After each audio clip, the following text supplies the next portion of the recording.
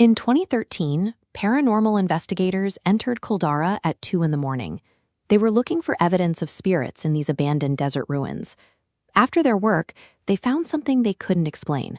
Fresh, tiny handprints, like those of a 4-year-old child, pressed into the dust on their car's hood.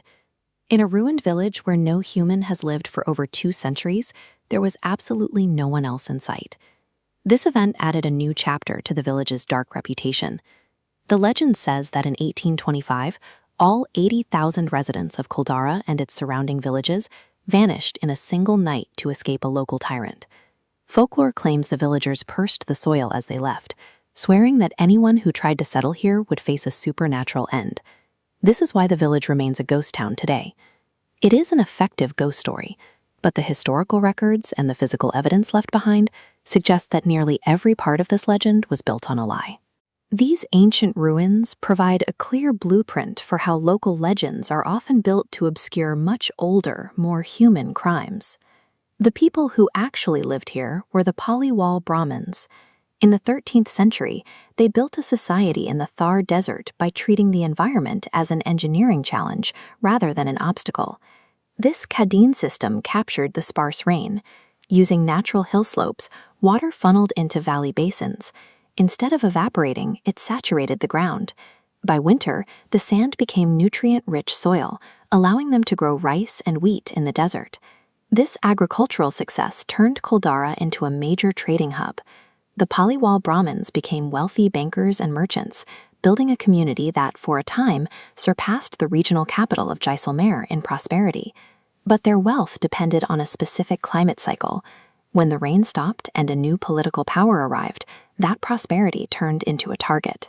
The collapse began when the local river dried up and the state's prime minister, Salim Singh, took control.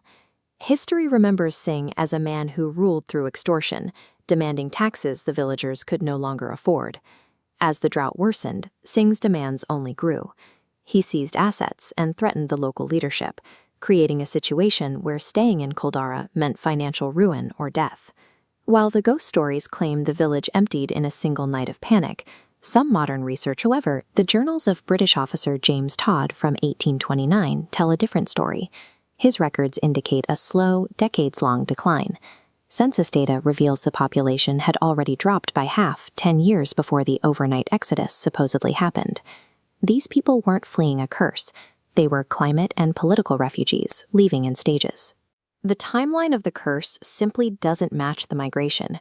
The supernatural elements only began to surface long after the village was already empty. Psychologically, we are prone to pareidolia, the tendency for our brains to find meaning in the noise. This diagram shows how easily we project familiar shapes, like faces, onto random patterns.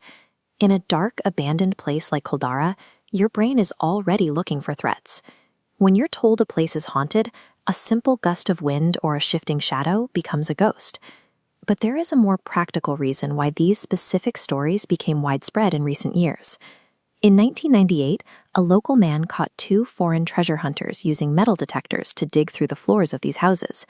They were looking for the gold and silver coins that the Paliwal Brahmins had reportedly buried before leaving.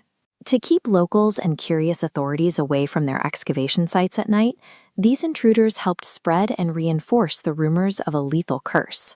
By reinforcing the idea that the village is cursed, these intruders ensured they could excavate the ruins in total isolation. These stories provided a convenient cover for anyone looking to dig up what the Paliwals left behind. Kuldhara is a physical record of human persistence in a landscape that eventually became impossible to inhabit. The handprints and screams reported by tourists draw us in, but they distract from the reality of the people who built this place.